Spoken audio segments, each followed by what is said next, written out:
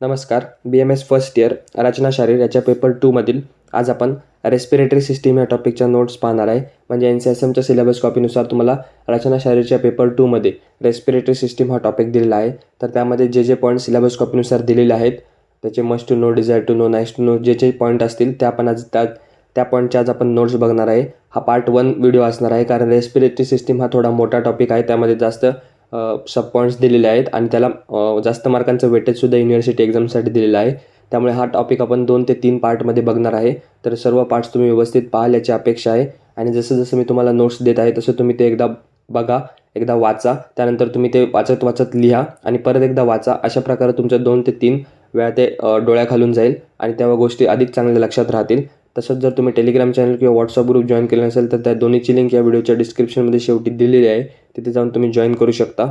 आणि BMS first year संबंधित इतर विषयाचे इतर व्हिडिओसुद्धा आपल्या चॅनलवर अपलोडेड आहेत. जर ते तुम्ही बघितले नसतील तर एकदा चॅनलवर जाऊन ते सुद्धा अवश्य बघा. तर जसं तुम्हाला मी मागे सांगितलं की आपण सिलेबस कॉपीनुसार नोट्स बघणार आहे. तर रेस्पिरेटरी सिस्टीम हा तुम्हाला पेपर 2 मध्ये टॉपिक दिलेला आहे. तर त्यामध्ये तुम्हाला युनिव्हर्सिटी एक्झामसाठी 10 मार्कांचं वेटेज युनिव्हर्सिटी एक्झामसाठी दिलेलं आहे. आता 10 मार्क म्हणजे तुम्हाला तिथे SAQ आणि LAQ असे दोन्ही प्रकारचे प्रश्न येण्याचे चान्सेस आहेत. तसंच सोबतच MCQ सुद्धा येऊ शकतात. तर हा टॉपिक तुम्हाला MCQ, SAQ आणि LAQ ह्या तिन्ही दृष्टीने खूप इम्पॉर्टंट आहे. एक्झाममध्ये 10 मार्क म्हणजे खूप असतात. त्यामुळे हा टॉपिक व्यवस्थित स्टडी करा. ज्या मी तुम्हाला नोट्स देत आहे त्या व्यवस्थित स्टडी करा. मी तुम्हाला नोट्स देताना इम्पॉर्टंट पॉईंटसुद्धा सांगणार आहे की ह्या टॉपिकवर असा SAQ येऊ शकतो, LAQ येऊ शकतो. तर त्यासाठी व्हिडिओ शेवटपर्यंत संपूर्ण व्यवस्थित नीट पहा व ऐका. तर रेस्पिरेटरी सिस्टीम म्हणलं की सगळ्यात सुरुवातीला जो मेन पार्ट आहे किंवा जो मेन पोर्शन आहे तो म्हणजे लंग्स. तर लंग्सवर तुम्हाला युनिव्हर्सिटी एक्झाममध्ये LAQ विचारला जातो किंवा मग लंग्सचे जे 1-2 पार्ट आहेत छोटे छोटे त्याच्यावर तुम्हाला SAQ विचारतात. जसं की रूट ऑफ लंग वगैरे किंवा लेफ्ट लंग राईट लंगचा डिफरन्स. तर त्यावर तुम्हाला SAQ विचारतात आणि डिटेल जर त्यांना LAQ विचारायचं असेल तर प्रॉपर तो लंग्सवरती पूर्ण LAQ विचारतात. तर त्याच्याच नोट्स आज आपण इथे सुरुवातीला पाहणार आहे. तर लंग्स म्हणजे काय? Lungs are a pair of respiratory organ situated in the thoracic cavity. म्हणजे थोरॅसिक कॅव्हिटीमध्ये ते सिच्युएटेड असतात. त्यानंतर right and left lungs are separated by mediastinum. मध्ये मिडियास्टिनम असतं त्यामुळे लंग्स हे सेपरेट झालेले असतात. Lungs are spongy in texture. In young age they are brown or grey in colour. Casually becomes black due to inhalation of deposition of inhaled carbon particles. म्हणजे आपण जे carbon particles inhaled करतो त्याच्यामुळे ते gradually काय होतं, थोडं थोडं ब्लॅकिश होत जातं. पण सुरुवातीला ते ब्राऊन किंवा ग्रे कलरचं असतं. त्यानंतर राईट लंगचं वेट सांगितलेलं आहे 700 ग्रॅम आणि लेफ्ट लंगचं वेट सांगितलं आहे जवळपास 600 ते 650 ग्रॅम. तर MCQच्या दृष्टीने तुम्हाला हा पॉईंटसुद्धा लक्षात ठेवणं गरजेचं आहे. हे झालं लंग्स संबंधित बेसिक. आता नेक्स्ट लंग्सचं एक्सटर्नल फीचर. त्यामध्ये each lung is conical in shape. प्रत्येक लंग हा कोनिकल असतो. आता कोनिकल म्हणलं की लगेच कोन आठवायचा डोळ्यासमोर. ते तुमच्या डोळ्यासमोर त्याची एक बेसिक इमेज आली पाहिजे कोनची. मग आता त्याच्यामध्ये काय काय असतं कोनमध्ये? आता एक आईस्क्रीमचा कोन इमॅजिन करा. त्यामध्ये अपेक्स असतो, बेस असतो. अपेक्स म्हणजे टोक, बेस म्हणजे खालचं तळ. तर अपेक्सला कुठे असतं तर अप्पर एंडला असतं. बेस काय असतं तर रेस्टिंग ऑन द डायफ्राम. म्हणजे बॉडीमध्ये जे डायफ्राम असतं त्याच्यावर रेस्ट करतं लंग्सचं बेस. त्यानंतर आता कोन आहे म्हणल्यावर त्याला 3 बॉर्डर असणार. एक अँटिरियर बॉर्डर, दुसरी पोस्टेरियर बॉर्डर आणि एक इन्फिरियर बॉर्डर. अशा प्रकारे 3 बॉर्डर असतात लंग्सला. आणि 2 सरफेस असतात. त्यामध्ये कोस्टल सरफेस आणि मेडियल सरफेस. मेडियल सरफेसमध्ये परत 2 मेडियास्टिनल सरफेस आणि वर्टिब्रल सरफेस असं डिवायडेशन केलेलं असतं. तर हे होतं अपेक्स, बेस, बॉर्डर्स आणि सरफेस. तर जेव्हा तुम्ही LAQ लिहित असता किंवा SAQ लिहित असतात त्यावेळेस जेव्हा तुम्ही तो आन्सर लिहिता त्यावेळेस तुम्हाला त्या आन्सर संबंधित जर तुम्हाला एखादी डायग्राम येत असेल किंवा फिगर येत असेल तर ती सुद्धा तुम्ही तिथे पेपरमध्ये काढणं आवश्यक आहे. कारण एक्झामिनर जेव्हा तुमचं आन्सर चेक करत असतो तेव्हा जर त्याला डायग्राम दिसली, व्यवस्थित 2-3 लेबल दिसल्या तर तिथे तुम्हाला एक्स्ट्रा मार्क्स मिळण्याचे चान्सेस असतात. म्हणजे जिथे 5 मार्काचा प्रश्न आहे तिथे तुम्हाला व्यवस्थित पूर्ण अटेम्प्ट केला असेल, डायग्राम असेल तर तिथे तुम्हाला 4-4.5 मार्कसुद्धा देऊ शकतात. तर व्यवस्थित डायग्राम काढणंसुद्धा ॲनाटॉमीच्या पेपरमध्ये आवश्यक आहे. तर इथे तुम्हाला लंग्सची ट्रकियाची आणि लंग्सची डायग्राम दिसत असेल. व्यवस्थित एकदम क्लिअर डायग्राम आहे. त्यामध्ये राईट आणि लेफ्ट लंग दिसत आहेत. त्याचे ज्याला 2 लोब आहेत, ज्याला 3 लोब आहेत ते व्यवस्थित सेपरेट करायचे. जेवढ्या तुम्हाला लेबल लक्षात राहू शकतील कमीत कमी 4 ते 5 लेबल तुम्हाला मेन त्यामधल्या आल्या पाहिजेत. त्यानुसार तुम्ही लक्षात ठेवा आणि हा डायग्राम पेपरमध्ये काढायचा आहे. त्यानंतर नेक्स्ट आता एक डिटेलमध्ये बघूयात थोडं. अपेक्स कसा असतो तर ब्लंट असतो. Lies above the level of anterior end of the first rib. It reaches 2.5 cm above the medial 1/3 of the clavicle and medial to the supraclavicular fossa. It is covered by cervical pleura and suprapleural membrane and it is grooved by subclavian artery. एवढं सगळं तुम्हाला अपेक्सच्या under लिहायचं आहे. त्यानंतर base. It is semilunar and concave. It rests on the diaphragm. It separates the right lung from the right lobe of the liver and left lung from the left lobe of the liver, fundus of stomach आणि spleen. हे झालं base संबंधित. त्यानंतर next anterior border. Anterior border कशी असते तर thin असते. On right side the border is vertical, उभी असते. Anterior border of the left lung shows wide cardiac notch. Anterior बॉर्डरला एक कार्डियक नॉच असतो जिथे आपल्याला माहिती आहे की हार्ट स्थित असतो. Below the level of fourth costal cartilage. Posterior border is thick and indefined. It extends from the T7 to T10. It corresponds to the medial margin of the head of the ribs. And inferior border separates the base from costal and medial surfaces. तर हे झालं apex, base आणि borders. आता surface. Costal surface. It is large and convex. It is in contact with its costal pleura. Next medial surface. It is divided into दोन पार्टमध्ये, posterior किंवा vertebral part आणि anterior किंवा मिडियास्टिनल पार्ट. त्यानंतर relations of the vertebral part. Vertebral part कोणत्या रिलेशन्समध्ये तर vertebral bodies, intervertebral disc, posterior interior costal vessels आणि स्प्लॅन्किक वेसल्स. आणि नेक्स्ट आहे रिलेशन्स ऑफ मिडियास्टिनम. त्यामध्ये मिडियास्टिनल सेप्टम, कार्डियक इम्प्रेशन, हायलम आणि अदर इम्प्रेशन्स विच डिफर. तर हे होतं एक्सटर्नल फीचर संबंधित डिटेलमध्ये माहिती. नेक्स्ट आता इथे तुम्हाला जी डायग्राम दिसते ती impressions on the mediastinal surface of the right lung. म्हणजे राईट लंगला कोणाकोणाशी रिलेशनमध्ये आहे ते आपल्याला इथे ह्या डायग्राममध्ये दिसेल.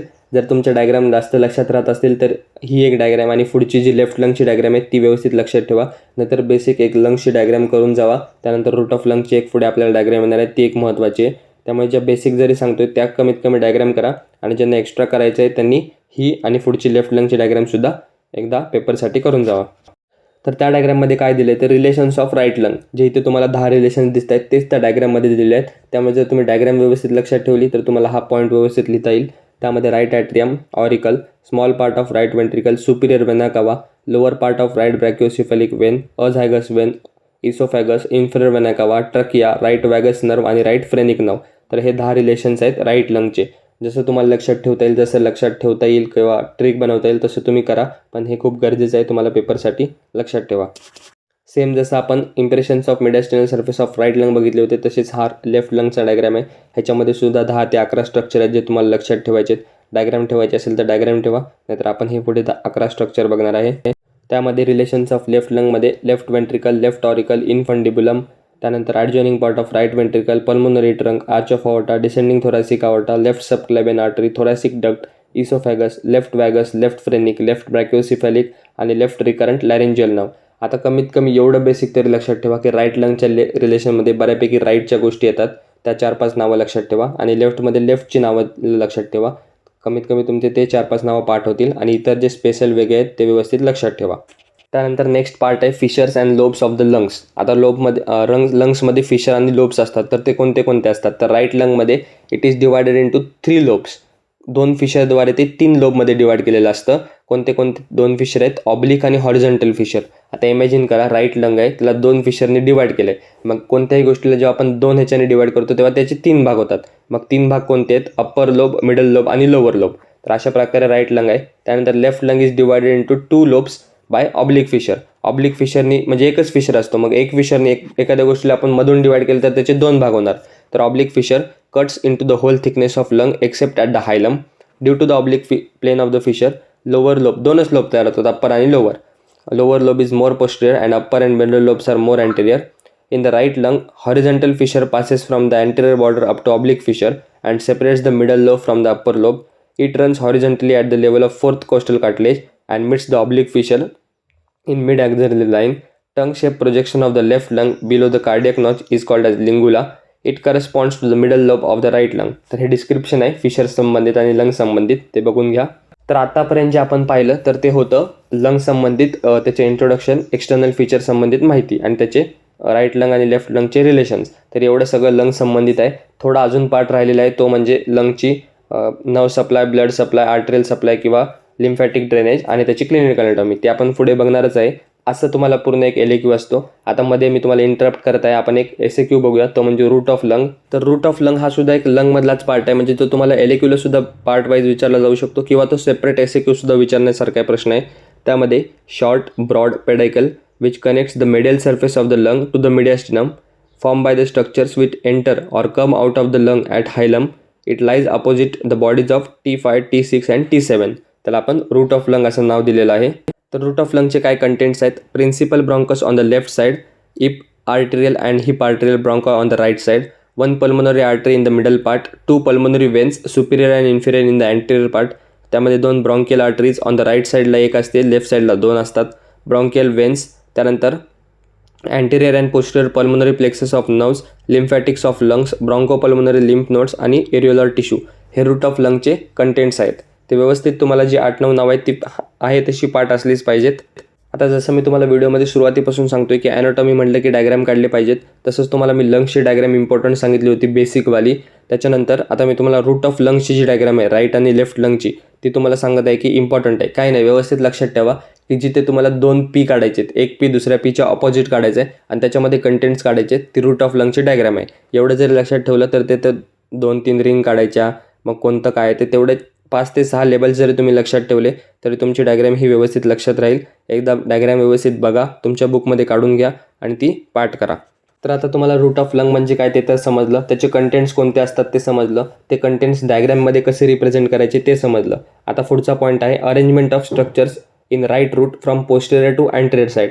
आता जो राईट रूट तुम्ही काढलाय डायग्राम किंवा जो राईट रूट असतो त्याच्यामध्ये पोस्टेरियर टू अँटेरियर कोणते कोणते स्ट्रक्चर असतात, तर इपार्टिरियल आणि hyparterial bronchus with bronchial vessel and posterior pulmonary plexus along the posterior वॉलला असतात. त्यानंतर pulmonary artery in the mid plane between 2 bronchi. म्हणजे हे तुम्ही त्या डायग्रामवरून सुद्धा लिहू शकता, फक्त तुमचे डायग्राम पार्ट असली तर तुम्ही हा पॉईंट स्वतःहून लिहू शकता. Superior and inferior pulmonary veins in the anterior part, anterior pulmonary plexus, lymph nodes and lymph vessel in the anterior and inferior parts. त्यानंतर arrangement of structures in left root. आधीचं जे होतं ते राईट रूट होतं, आता left रूटमध्ये single bronchus with bronchial vessel and posterior pulmonary plexus along its posterior wall. त्यानंतर pulmonary artery in the middle area above the bronchus, superior and inferior pulmonary veins in the anterior part आणि anterior pulmonary plexus, lymph nodes and lymph vessel in the anterior and inferior part. तर बऱ्यापैकी गोष्टी सेमच आहेत, ज्या गोष्टी वेगळ्या आहेत राईट आणि लेफ्ट रूटमध्ये ते व्यवस्थित लक्षात ठेवा. डायग्राम व्यवस्थित लक्षात ठेवा. मी तुम्हाला परत सांगतोय की डायग्राम महत्त्वाचे आहे. त्यानंतर रिलेशन्स ऑफ द रूट. आता अँटेरियर साईडून common on 2 sides phrenic nerve, pericardiacophrenic vessels आणि अँटेरियर पल्मोनरी प्लेक्सस. राईट साईडला सुपिरियर वेना कावा आणि पार्ट ऑफ राईट ॲट्रियम. आपण त्याचे रिलेशन्स बघतोय रूटचे. त्यानंतर पोस्टेरियर साईडला common on 2 sides vagus nerve, posterior pulmonary plexus. On left साईडला descending thoracic aorta, सुपिरियरला on right side azygos vein, left side arch of aorta, इन्फिरियरला pulmonary ligament. त्यानंतर difference between right and left lungs. हा एक वेगळा SQ येऊ शकतो की राईट अँड लेफ्ट लंगमधला डिफरन्स सांगा. तर त्यामध्ये सुरुवातीला पहिला पॉईंट आहे, राईट लंगमध्ये 2 फिशर 3 लोब असतात, लेफ्ट लंगमध्ये 1 फिशर 2 लोब असतात. हा मेन फरक आहे. त्याच्यानंतर अँटेरियर बॉर्डर ही राईट लंगची स्ट्रेट असते आणि लेफ्ट लंगची इंटरप्टेड असते बाय द कार्डियक नॉच. त्यानंतर राईट लंग लार्जर असतो, हेवियर असतो, त्याचं वजन जवळपास 700 ग्रॅम असतं आणि लेफ्ट लंग हा स्मॉलर असतो, रायटर असतो आणि त्याचं वजन जवळपास 600 ते 650 ग्रॅम असतं.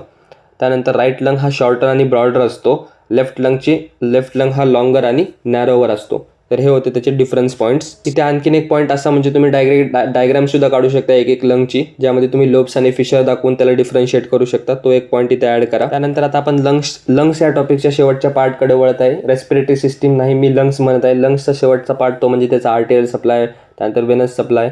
आर्टेरियल सप्लायमध्ये the bronchial arteries supply nutrition to the bronchial tree and to the pulmonary tissue. On the right side, 1 bronchial artery which arises from the third right posterior intercostal artery. हा त्याचा arterial supply आहे. Next left साईडला बघूयात. On the left side 2 bronchial arteries both of which arise from the descending thoracic aorta. त्यानंतर venous ड्रेनेजमध्ये venous blood from the first and second division of the bronchi carried by the bronchial veins. The right bronchial vein drains into the azygos vein, the left bronchial vein drains into the hemiazygos vein. त्यानंतर lymphatic ड्रेनेजमध्ये superficial vessels drain the peripheral lung tissue to reach the hilum. Deep lymphatics drain the bronchial tree where they drain into the bronchopulmonary nodes. त्यानंतर nerve supply, parasympathetic nerve, vagus nerve. These fibers are motor to the bronchial muscles. Stimulation causes the bronchospasm. Secretomotor to the mucous glands of the bronchial tree. त्यानंतर sympathetic nerves, 2nd to 5th sympathetic ganglion. These are inhibitory to the stomach muscles, smooth muscles and glands of the bronchial tree. हा त्याचा nerve supply होता. तर अशा प्रकारे या व्हिडिओमध्ये आज आपण रेस्पिरेटरी सिस्टीमचा पार्ट 1 म्हणजेच लंग्स या टॉपिकच्या नोट्स डिटेलमध्ये पाहिलेल्या आहेत. त्यामध्ये आपण लंग्सचे सर्व पॉईंट्स पाहिलेले आहेत. त्यानंतर रूट ऑफ लंग बघितलं आहे, difference between right and left lung बघितलं आहे. तर हा व्हिडिओ तुम्हाला युनिव्हर्सिटी एक्झामच्या दृष्टीने खूप इम्पॉर्टंट ठरणार आहे. मला असं वाटत आहे की ह्या व्हिडिओपैकी कमीत कमी एक प्रश्न तरी तुम्हाला एक्झाममध्ये येईल. तर हा व्हिडिओ जर तुम्ही शेवटपर्यंत नीट व्यवस्थित ऐकला नसेल, पाहिला नसेल तर व्यवस्थित एकदा पुन्हा पहा. यामध्ये जे नोट्स दिले आहेत त्या तुमच्या नोट्समध्ये लिहून घ्या. जे मी तुम्हाला डायग्राम इम्पॉर्टंट सांगितले ते व्यवस्थित डायग्राम स्टडी करा. आणि हा जर व्हिडिओ तुम्हाला आवडला असेल तर व्हिडिओला लाईक करा, चॅनलला सबस्क्राईब करा, तुमच्या इतर मित्रांमध्ये लवकरात लवकर शेअर करा, जेणेकरून त्यांच्यापर्यंत सुद्धा आपला चॅनल पोहोचेल आणि त्यांनासुद्धा त्याची हेल्प होईल. आपण भेटूया पुन्हा लवकरच अशाच एका नवीन व्हिडिओमध्ये नवीन टॉपिकसोबत. धन्यवाद. So guys, subscribe Ayurveda Essence for more such videos. You will get all handwritten notes here.